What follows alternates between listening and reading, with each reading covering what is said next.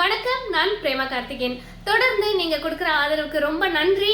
அப்படியே கொஞ்சம் சப்ஸ்கிரைப் தான் பண்ணி வச்சுக்கோங்களேன். இன்னைக்கு என்ன பார்க்க போறோம்னா, நான் போன வீடியோ ஒன்று போட்டிருந்தேன். காரணமே இல்லாம உங்ககிட்ட பேசுறத நிப்பாட்டிக்கிட்டவங்க.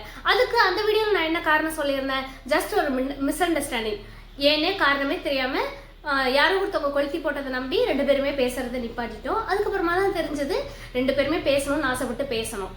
ஆனா இதை தவிர உண்மையிலேயே உங்க கூட நல்லா பழகிட்டு இருந்துட்டு பேசுறத நிப்பாட்டிக்கிட்டாங்கப்பா. ஏன்னே தெரியல. அப்படி என்னெல்லாம் காரணம் இருக்கு பார்க்கலாமா?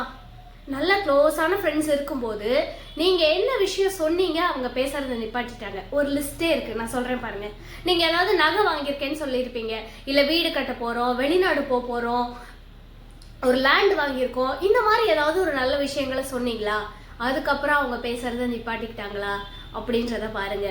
இல்ல அப்படியெல்லாம் கூட எதுவுமே இல்லை அப்படின்னா, எனக்கு தெரிஞ்ச ஒருத்தவங்க இருக்காங்க, நான் பிரெக்னெண்டா இருக்கேன்னு சொன்னதுக்கு அப்புறம் அவங்க பேசவே இல்லப்பா. அந்த மாதிரி இருக்காங்க. சிலருக்கு ஆண் குழந்தைங்க பிறந்துட்டாங்கன்றத கூட ஏத்துக்க முடியாம பேசுறத நிப்பாட்டிக்கிட்டவங்க எல்லாம் இருக்காங்க. இவங்க யார் தெரியுமா? பசுந்தோல் போர்த்திய புலி. நீங்க வேணா அவங்கள ரொம்ப நல்லவங்க அப்படின்னு நினைச்சிட்டு இருந்திருக்கலாம். ஆனா அவங்க என்னெல்லாம் விஷயங்களை நினைச்சு உங்ககிட்ட பேசிட்டு இருந்திருப்பாங்க தெரியுமா?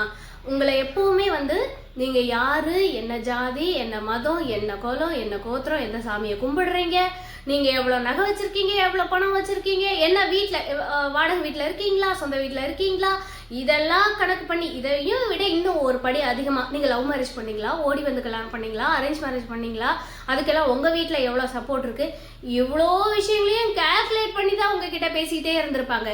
அவங்களுக்கெல்லாம் ஒரே ஒரு விஷயம் என்ன தெரியுமா? அவங்கள விட நீங்க ஒரு படி முன்னேறி வந்துடக்கூடாது. அப்படி முன்னேறி வந்தா அதை ஏத்துக்கிறதுக்கான மனசக்தியா உங்களுக்கு கிடையாது. இப்படி ஒருப்பட்ட நபர்கள் உங்ககிட்ட பேசணும்னு அவசியமே கிடையாது. இப்படி ஒருத்தவங்க உங்ககிட்ட பேசாம போயிட்டாங்கன்னா அவங்களோட ஒரிஜினல் கலர் தான் கரைஞ்சு போச்சு.